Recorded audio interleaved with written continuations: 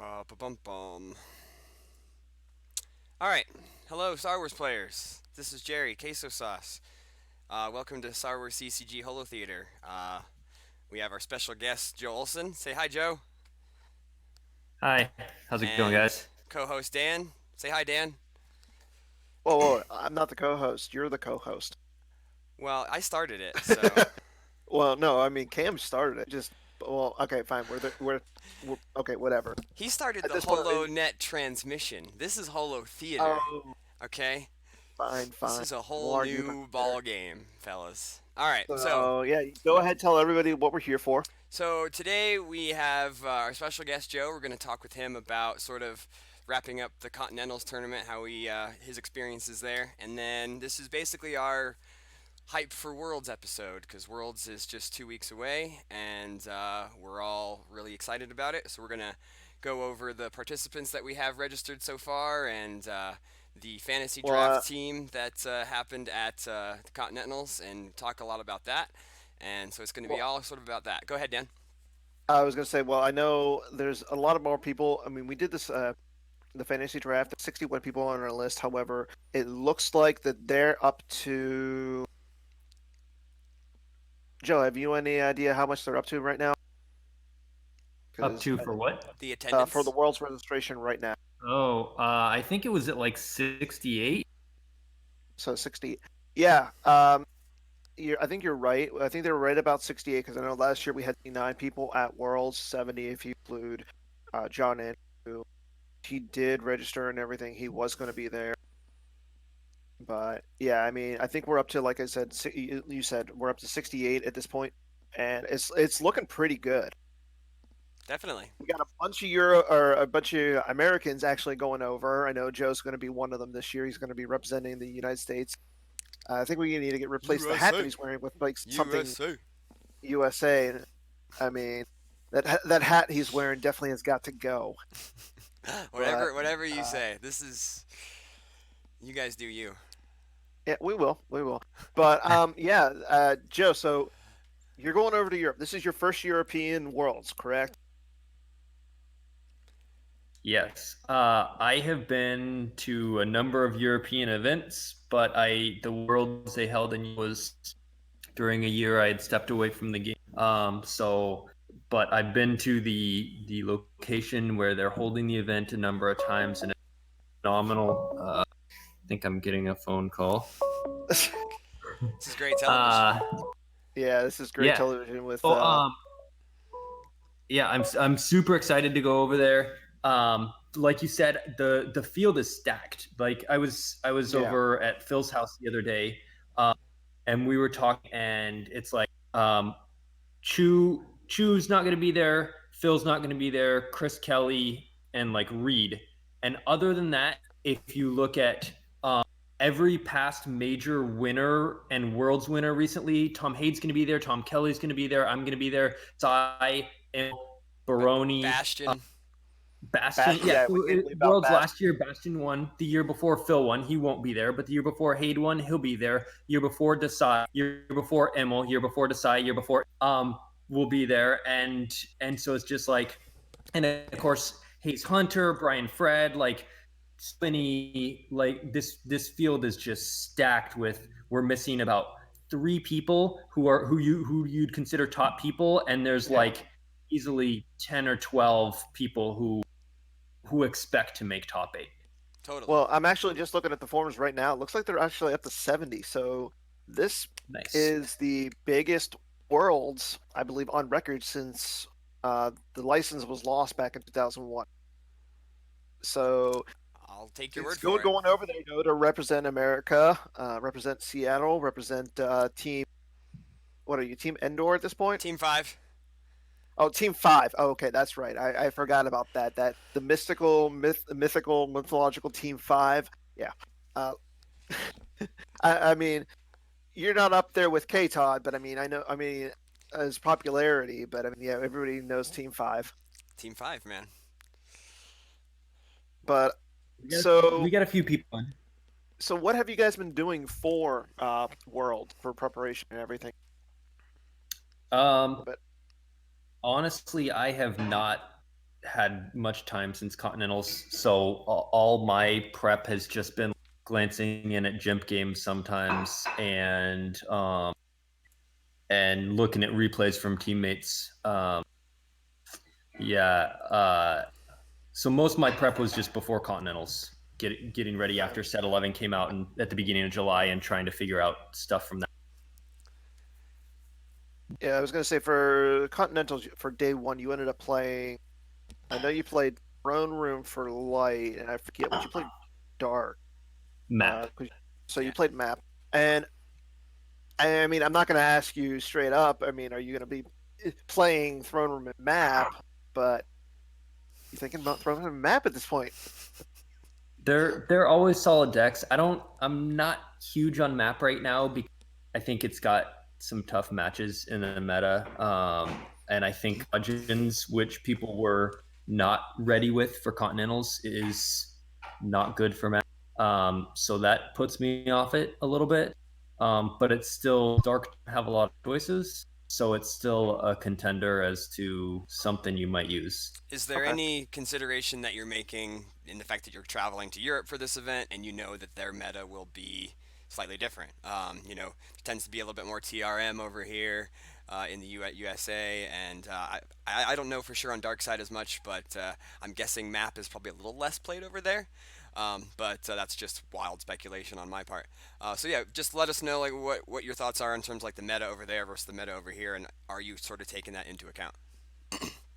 Yeah, it's definitely a consideration, and I think map works pretty well with Throne Room. So when you're expecting to see less Throne Room, that's another reason why you might not be as inclined to take it. I do think there's gonna be, what is it, 17, 18 Americans now heading over. So I think we'll still see a fair amount of U.S. influence Totally. in the deck lists that show up there, and and I wouldn't be surprised because of that for some Europeans to be gunning for decks like Throne and playing some according to my design, Dark Times, that sort of in their decks.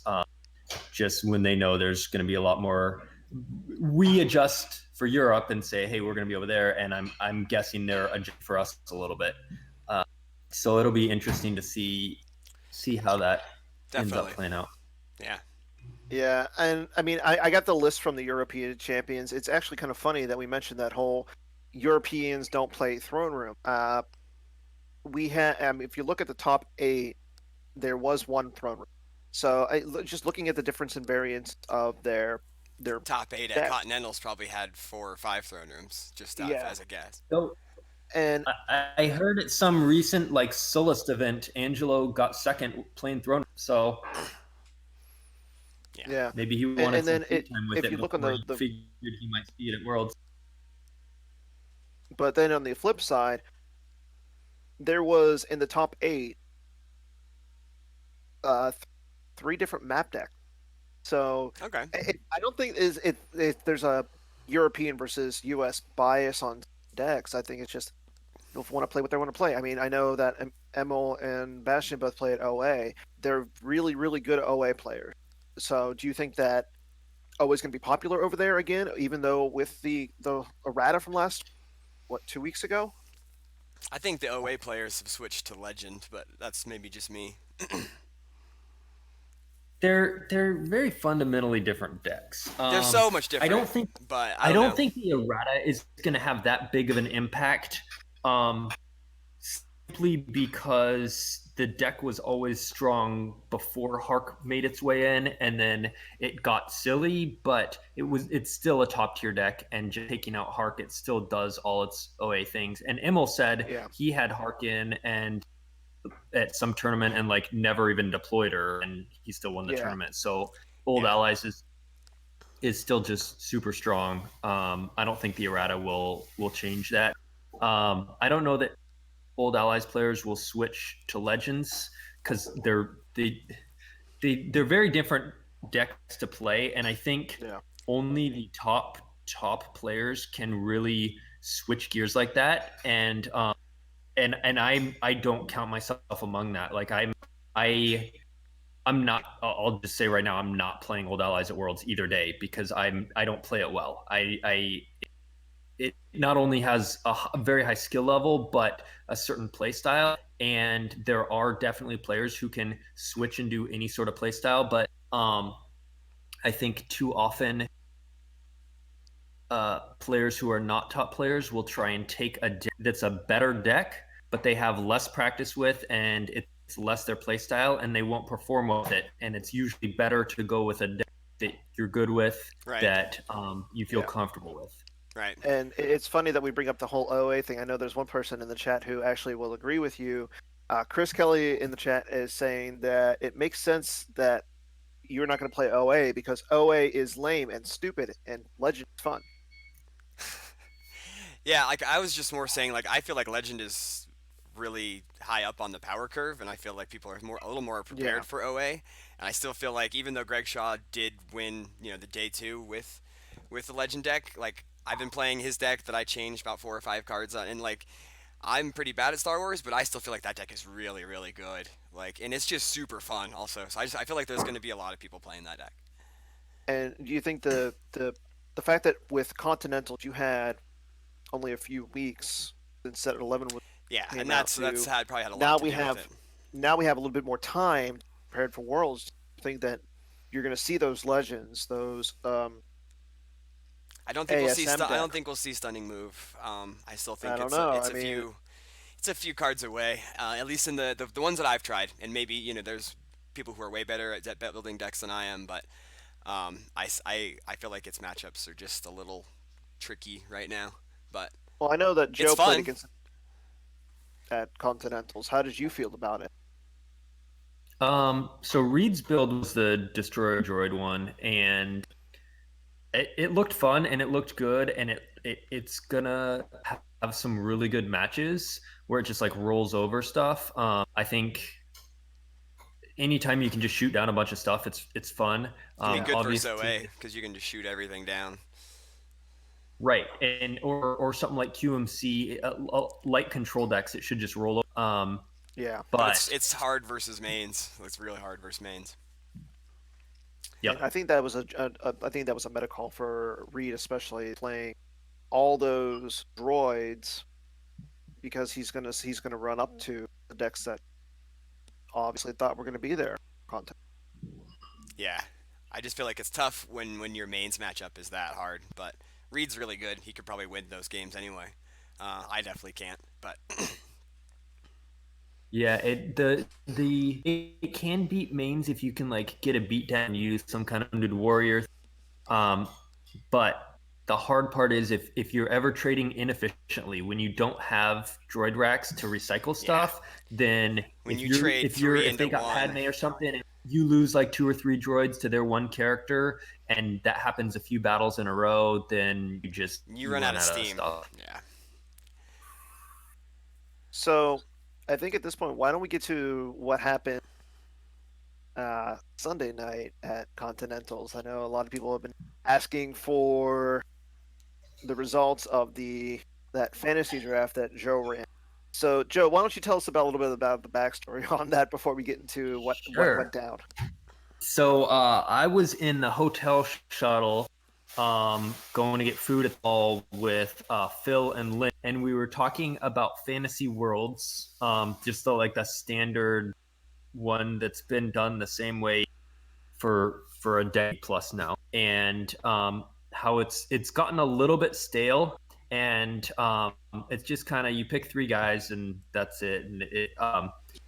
And for me personally, I think one of the problems with it is the power creep that anytime anyone does decent at an event, say they top 4 something, they get bumped up 5 points, and then no one ever gets bumped down.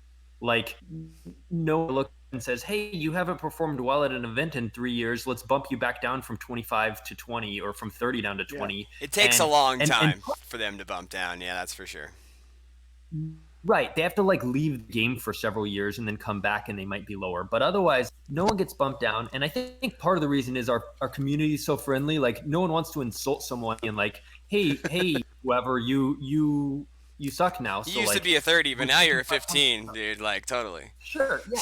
And they don't want to insult anyone who the people generally posting the point system, and so they leave people where they were, or people get bumped up and never go down, and so then Yeah. you really hard to put together a decent team. So you pick like 2 good people and one like sort of middle-ish player you're hoping outperforms, and it's just I don't know. So I think we should modify it and just like start bumping people down and be like, you haven't performed in a while, go down. Like actually go and prove, like you think you're worth 30 points, go prove it, because right now we're putting you at 20. And but anyway, so that think- aside, we were talking about the fantasy worlds, and I was thinking about fantasy football stuff coming up, and I don't ever do actual fantasy football because it's too much for me to like track all the players in the whole league. Like I can't even barely track which teams win week to week. And so but I was like, but I know all the Star Wars players. I was like, why don't we do a fantasy worlds draft that's a live auction one where so Phil and Lenny and I hashed out the idea, and the parameters were this. We all had this was all just for fun, pride, not real money, but we all had a fake $100 to spend on our roster. And I went to the business center of the hotel and I printed out the of everyone who's pre-registered for Worlds. And then I also did a copy of the Continentals Fantasy Worlds, how many points everyone was worth, and the Fantasy Europeans event that happened in July and how many points they were all worth. And so then you had 4 roster spots, and your top 3 will score. So basically, you were allowed to bid on and get as many players as you want, but then at the end, you had to 4, and then your top 3 of them will score, and then low score will win, just like fantasy. But what was interesting is we're going to bid on what the players are to make your team instead of just getting to pick like we do with the current one.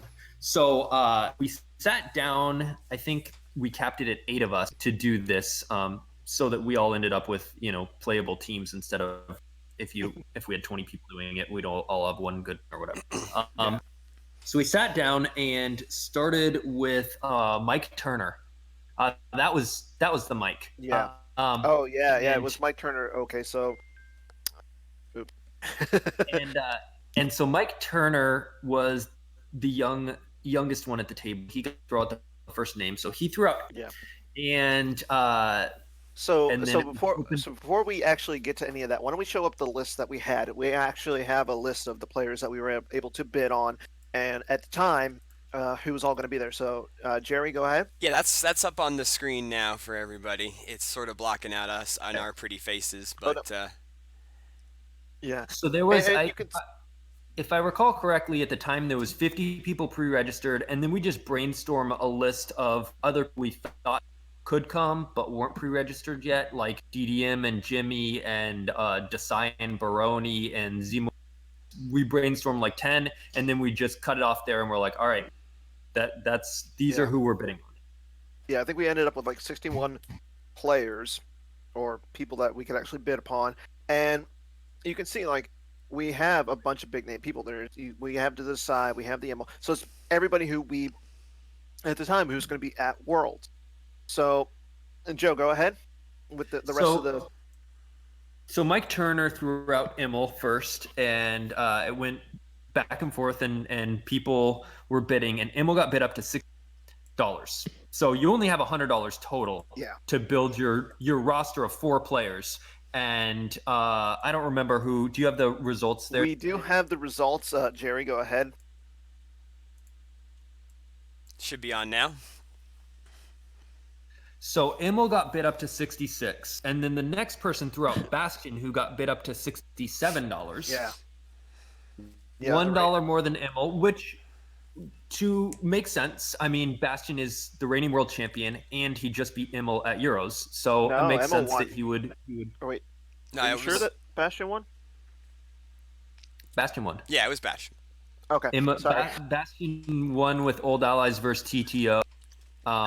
Won by like 20 something, and then Emil conceded the match. It was going to be Rops versus Old Allies or something like that. Yeah, that's not. But yeah, And then everybody ended was up going like, crazy for Emil and Bastion right off the bat, and then I forget like how it went in order of the draft, but yeah, we basically Mike Turner instead of Mike Richards. I'm sorry, Mike, both of you. Oh, That so it's graphic, Mike Turner, yeah, not Mike Richards. yeah, That's whose team that our is. graphic says Mike Richards, but it's supposed to be. So it was Phil, Barry, Hayes Hunter, Joe, Mike Turner, Lenny, myself, and Werfs. So, and you can see like, so basically the graphic is showing anybody who's in gold is their starting four. Um, you could we could bid as many times as we wanted on a player. You can go over the set of four, like a lot of people did. I think Lenny was the only one who actually drafted four for his. So, I mean, that's pretty. If for Lenny, if one of his players gets hurt, he's not going to have any replacements. No. Well, and here's something that Joe actually came up with. He's like, once you set your four, you're stuck. Correct? what's that? So after we did the draft, picked all of our starting four that night, you basically were like, okay, those are your starting four. You can't switch. There's no trades. Nothing. Yep, it was a one-time thing, but only your top. So like, I have Jimmy on mine, and found out he's not coming. So Jimmy's gonna be like did not report and Yeah.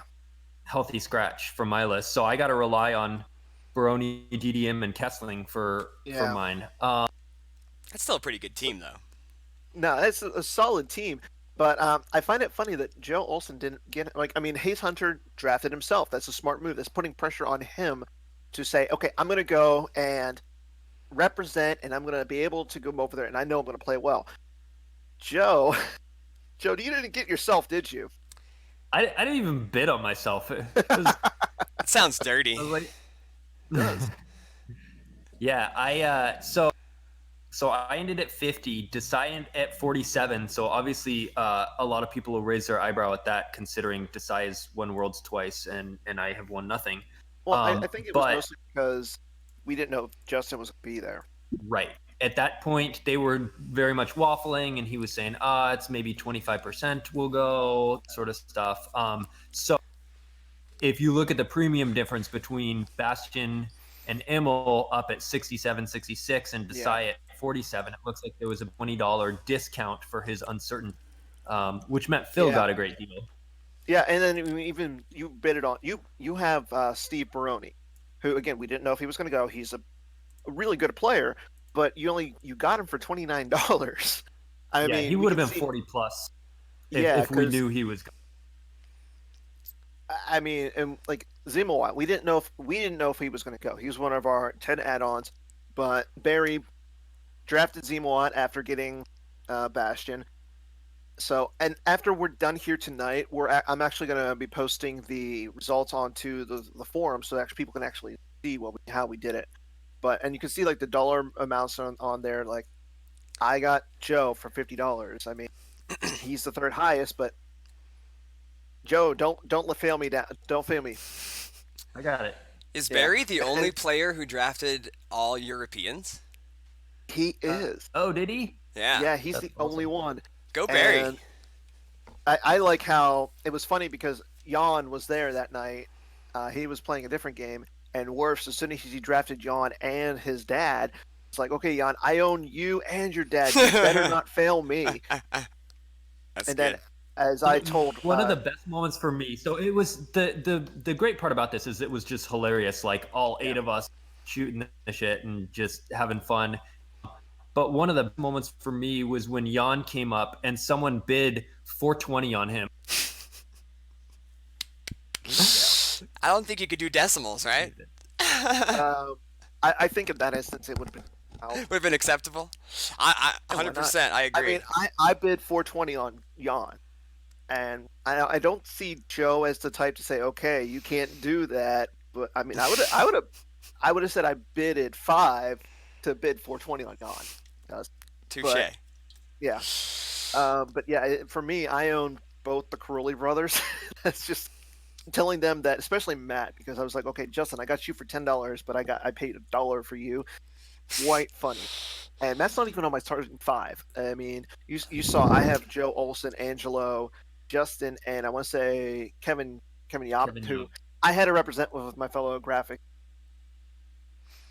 No, yeah, he's a At good least player. that's my thought. He's That's a good my player. yeah. That was my plan. But yeah, I mean, as Joe said, it was a really fun time, and Yeah, it sounds like it was a I good think time.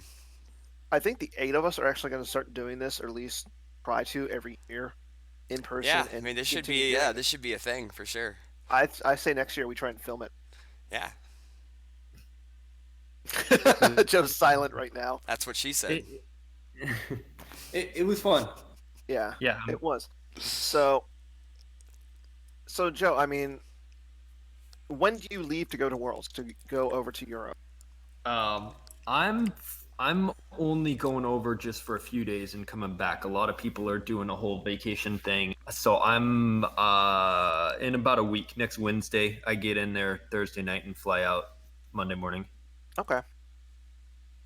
So you're getting in out you're getting in there only what, a day essentially for before everything starts. Yeah, I'm gonna have terrible jet lag. It'll be yeah. rough, but I'll figure it So do we know if they're doing like a team event and everything, or what out. else? Yeah, I think they're doing a team. They're doing a team event, and I think they're doing some kind of sealed stuff.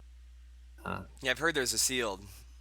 It's like a $30 or something, or Yeah. 30 euros. And I know Chris and Thomas are going to be, or Thomas. Sorry if I pronounced your name wrong. Sorry, but they're running the event and everything, so it's going to be a really it's good gonna be in event. good hands. Yeah. Yeah, Chris went out and had a whole itinerary of showing people Germany and a lot of the other stuff. I know, and just it looks like it's going to be one of the biggest, if not the biggest, worlds, and it looks like there's going to be a lot of other things to do. So I know anybody who's not going. Yeah, Hopefully- for those, I have got the time off. I'm going to be doing the commentary, I think, for the live stream. I think I'm going to have to wake up about 2 in the morning or just stay up all day or whatever. But You want to double man this then, Jerry? I mean, anybody who's willing to wake up and get saucy with me is more than welcome to join in. So, as far as I know, the live stream is set to occur for this event, which is going to be really cool. I believe it'll be the Yeah. first time that we've ever had a live stream from a European event on Twitch. Yeah, So, I know that that's something that they've had an issue with over the years, but I think Chris finally was able to get internet over in Germany. they've got it all worked out. I mean, it's just mostly that they all use Wi-Fi over there instead of like really good Yeah. dedicated connections. As far as I have understood. So it just wasn't feasible to try to do that. It just wouldn't Yeah. work. But So as far we'll as I know, yeah, they've made necessary arrangements for it to go down. So we'll definitely be super stoked to bring that to you. And then if worst case, we always will have ex post facto commentary and stuff. Yeah. If it doesn't go through, but fingers crossed, and everything looks like it should be happening. So And then outside of that, I mean, the next big thing for Star Wars, I know that we're still just they're still deciding on the next major where it's going to be, if it's going to be Endor or the NPC in January. But outside of that, the next really big thing is going to be the OCS. After Worlds, they decided that the draft is going to be after Worlds, so that way everybody who's playing has properly draft and figure out their opponents. Joe, you made it again this year, correct? I did. Chris Kelly and myself started off February 12-0. So Okay, nice. yeah, they were the first ones in. yeah, that took off any pressure to have to worry about trying to fit games in. So then getting that consequently, I large, ended up like Yeah, and I ended up like second to last or third to last in terms of total points. So I'm not going to be drafting like whoever. Someone will pick me and I'll just Yeah, play I mean, against whoever. I doubt you'll be picked, super early, because if you're going to be at the, because it's always the top 8 get to pick the bottom 8. I mean, I'm sure there'll be some other guys in that well, category. I don't even think it's that. I think it's you have the chance to pick anybody you want. Oh, right, yeah, Like, if that's you're right. dra- But it starts with like, number 1 and it goes down. So Because it looks like right now, Silver Glen Justin, he has the first pick, so he Yeah. can pick whoever he wants. Didn't he pick- I want to play Bastion. I think he picked if he Johnny wants. Chu last time, didn't he? Yeah, he No, I think Johnny. Yeah, he picked Johnny Chu right off the bat, Or and he I went for think he someone really big like that, like it was either Justin or Johnny or one of those guys. yeah. No, He he picked picked Chu and Johnny beat him. Yeah, and beat Johnny, yeah, that's right. So and hey, then the one thing that still stuck out for me last year was watching the semis versus Mike Jem with Joe Olson. Just that beat down. I'm sorry, Joe, to bring up the bad memories, but that was just really good. I, On especially my I got curb stomped. It was the yeah Jim very much played perfectly and had the right deck call. Like he deserved that win. Hands. when you play this yeah game long enough, you end up on the one end or the other of the auto wins enough, and it is what it is sometimes. And it wasn't even an auto win. I mean, it was a bad. The EBO is not good, but still, it's Or just don't go too hot when Haven is deployed on the system. yeah. We've all learned that lesson yeah before. yeah. So Joe, is there anybody that you want to see or don't want to see in the OCS? I know this is again set for after Worlds, and we're talking about Worlds tonight. But yeah, is there anybody that you want to see, you don't want to see? You're ranked 16th, so you might be seeing a Steve, like a Chris Kelly, a Justin, Ashton, who picks two. So you I might. I feel like it's probably going to be someone like Baroni or Chris Kelly calling me out, which I'm fine with. Well, I think Baroni picks 12th, so Yeah, yeah, I would imagine though I'm not going to be picked in the first, unless it's like I said for someone who's just calling me out, which I'm fine with. It's kind of fun. yeah, So because I I mean, think in terms of if you look at the win percentage of people during the OCS on that cumulative spreadsheet, like the third column is people's win percentage for the whole like 7 months or whatever it was, and Adam Trunzo and Ryan Searson both yeah, have about a 50% win percentage. So yeah, and they are that's really good.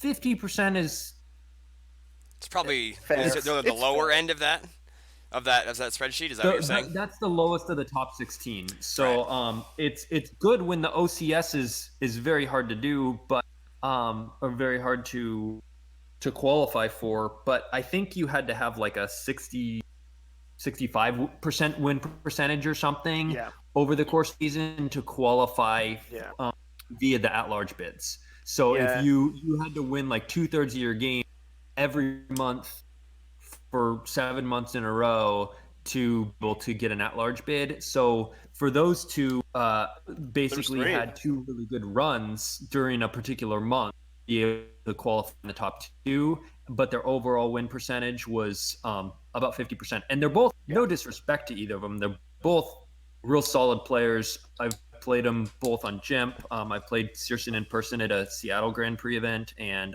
Trunzo just made Yeah, they're both what top you would call like up and four. yeah. coming kind of guys, you know.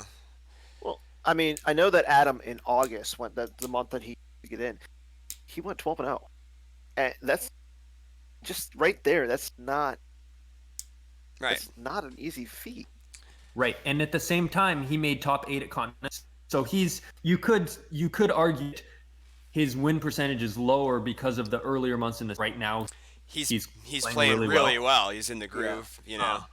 right, yeah, right. So and you may not want to pick him, but just in terms of if you're just looking at win percentage over the course of the season, Trunzo and Searson are the two lowest, and then of course you have the at-large guys who won 2/3 of their games, but never did a real solid strong month, and so yeah. I mean, we have Gavin, who he's a jump warrior. He's on there almost all the time. He's really solid.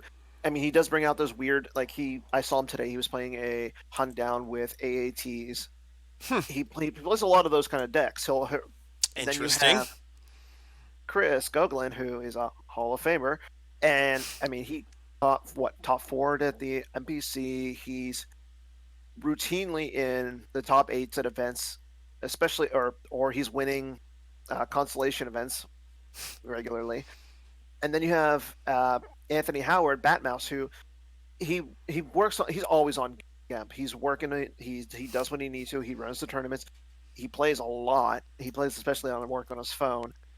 Yeah, he's a So I character mean, too. He always has really interesting decks too. He's got always got yeah, weird tech choices. so he's from SoCal, and I've told him many times, take the Abyss, take the Chasm out of your decks. You don't. Yeah, he does like his He's- little mousy cards.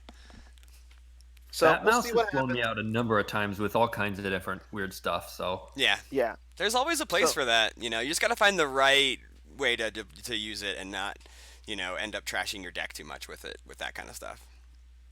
So I mean, we'll see what happens. Yeah, we're gonna talk to Chris, see if we can do a live thing.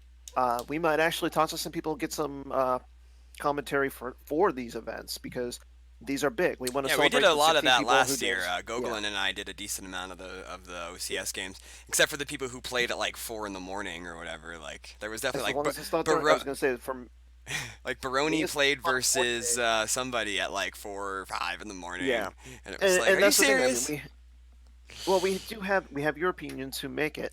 That's We fair. have Silverglen and we have Bastion. Who yeah, it was Zemo it. I will say, I'm just glad to see Eric Hunter make it. I mean, he's made a return. He was at the NPC. Yeah. And I'm Good just glad to old see him back in the Walkling. game. Yeah.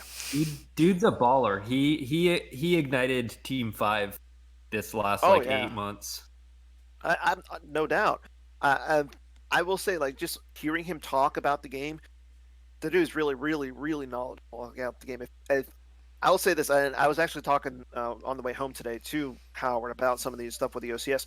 I told him if there's one player you do not want to play against, it's Oitoy, Eric Hunter, because the guy is probably the smartest Star Wars player I've ever had the chance to talk to, and that's I mean, I put him up there with the Justin Desai's, Eric, or the Johnny Chews, the players who have won Worlds, but I mean, he's taken off for a long time. I mean, I believe Eric has won World, hasn't he? I Or don't think so. something? I'm sure he probably won some big events back in the day, but I can't name them. But yeah, he hasn't won a world championships as far as I know. But I think the only Yeah, hunter to win a worlds was Brian Hunter. And we've already seen his influence in the meta, though everyone may not realize, but just in subtle different things. For example, Greg Schiff played a number of dark collaborations in his Raw Tier Operations deck on day 1 of Continentals, and he got that from Justin. I gotten that from Eric Hunter. So some of his stuff has started filtering out into the meta. There's another one I'll save till after Worlds, but yeah. But it's funny in the Twitch chat right now. I think Chris Goglin wants you to be picking you out there, Joe. He's calling you out. Oh, Goglin's gonna pick me? Great. I'll take that any day. Gogolin, bring it on. You heard him. So We'll have to get some live stream for that match. I'd be surprised if Gogolin picked me because I feel like I'm kind of in his head a little bit. You know how there's certain players who you can't beat, I feel like I don't really lose to Gogolin, and not because he's not a good player, but just things tend to go right for me against him. The Mishki's players, one. I think Mishki's a great player, but I think I'm in Mishki's head. Yeah. The players that I just can't seem to beat right now are light side players. Like, I don't know. It's just really hard. I was going to say, Jerry, I don't think... Is there anybody... Shut up. So, I think... what do you guys think? At this point... I think we're good here. Yeah, I think we're good. Jerry, why don't you flash that last graphic that we have? The teams? Again. No, not the teams. The address. So last week we mentioned that if you want to talk to us and everything, get some feedback, get some questions. I mean, we're here. This show is going to be for anything Star Wars. The best thing to do is we actually have an email address up. It's I don't have that on. I forgot to get that on there. What is it again? It'll be showing up right now. Okay, so as soon as Jerry gets it up, it's Star Wars or SWCCG holotheatre@gmail. It's just it's a longer address, but at the same time, it's going to be. We'll put it up on all the Facebooks, the forum, Twitch, the Slack, anything that people are on. We'll post it on there again. But yeah, if you want to be on the show, ask questions, just let us know. We're here. I want to thank Joe for taking the time to be on the show. Joe, yeah. I'm going to say this: 35-17 this weekend. What's What that? do you got? I think 35-17 Pittsburgh over Seattle. Oh. Yeah. No. It's gonna be like Seattle 21-17. You pick the No. teams. We're gonna have a big shootout. Like it's gonna. I hate to say this, but who are your guys' receivers? Tyler Lockett Lockett and Okay. Metcalf. and Metcalf, isn't he always isn't he hurt still? He had his first game last weekend and was. and you guys have DJ Chark too, right? No, that's a guy in Jackson. Oh right, I get Uh-oh. Jacksonville and Seattle confused because the colors. We got Chris Goglin saying 24-20 to Seattle. 21-17. You pick the teams. Ah. Final answer. Final answer. Jerry, you're no. You're out You're of not your gonna- element, Donnie. You're out of your element. Go back to watching the Broncos. I will say that the Broncos will lose to the Bears by about 15 points. Not going to be pretty. No, it's not gonna. Yeah, I So, think we all can agree with that. before we go, because I feel like we talked a lot about worlds happening and a little bit about continentals and the fantasy draft and stuff, but not that much actual like Star Wars cards. So let me throw out some interesting for people who stuck through this whole thing. Let me give you some meta predictions for people who are thinking about world. Okay. Dark side is obvious, right? There's Matt, there's Court, there's Rops. Rops will probably be seen less day one because it has timeout issues, and more day two when you have the longer Yep, time. that's fair. Some players who can play it fast will probably still play it day one. Tom Kelly, obviously, being one. I could see Bastion doing it day one, regardless of it being day one.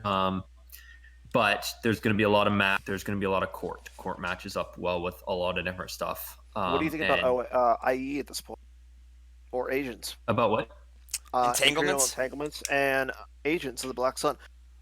Personally, I've seen a lot of those. I know that Bastion played IE at the Continental event or the Euro event. So, or was it Emil? It was one of those two. Emil played it with like some sneak attacks and some sneak attacks and 3 tramples and stuff. Yeah, I mean it's a deck. It's sort of like Rops Tier 2 to me. without the drain -1. It does more damage, so it's a little faster. You can kill domination, and it plays similarly, but maybe you get your damage done in an hour. I could see that. It's not as good as Rops, but it's a decent deck. Yeah. So then, what are you thinking for Lightside? So Lightside has its choice of whatever it wants. Like, there's always main Stormwind hit code. There's QMC, there's Legend, there's Diplo, there's Step, there's No Idea. No Idea was really big at Minnesota. I think the biggest shock from Minnesota for me was what about WAP? I know Chris Kelly put away the Jedi Knight Luke Skywalkers and played a WAP. You're shaking your head. I think you might see WAP on like day 3 because it's got some interesting matchups for that, but I think it's tough as a Swiss deck. I just don't understand why when I just name 7 really good light side decks, why you'd be like searching, why you'd be going that direction. Like there's just no point. Like maybe Chris felt and at least going to Continentals that he didn't need to win another event, so he decided to play some off deck. No, he legitimately thinks it's good, and this is always the case whenever the get so far out of whack for one side that it just has so many options, then even decks that are not top decks can perform at top levels because the other side just can't deal with and anticipate and have general. Yeah. They have to water down their deck with specific counters for some of the top decks. So then some of the non-top can perform well. I don't see the reason to use like to do some kind of weird WAP deck when you can just play good decks. You got a good point there. So I think Legends is going to be really big. I think day 3, one deck we might see that's flying under the radar. This is probably going to be the big reveal I'll give you guys. Prophet matches up well against map. It matches up great against ROPS, and it crushes. So all 3 of the main dark decks Prophet matches well against, and we've seen KTOD play Prophet in the past. Especially Johnny Chu. He's really good with that deck. Also Decide. Yeah. I was going to say, I know Chu played Prophet 2 years ago against Phil in the finals, and I believe that you just probably ruined Tom Hade's gameplay. Mentioning Prophet. You think Hade also plays Prophet? I think Prophet is. I'm bringing a build of Prophet. I think there's a lot of potential builds there. It's a very interesting deck. Hunt Down's not really in the meta, so you get to cut a lot of junk cards like Jedi's Concentration, or maybe go to one of those instead of 2, and because you don't need that against Court, AOBS, ROPS. Yeah, you don't need it. Right. And so dump some of those counter cards and play other more fun stuff. And I think we're going to see that. I think we may see that some day 1 as well. Mm-hmm.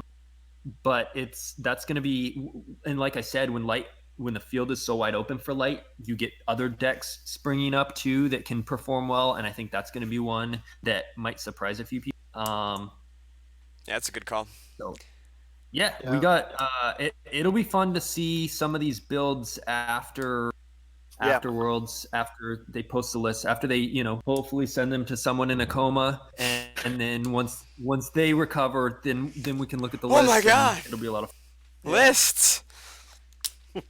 Well, you know what, I'm gonna say this.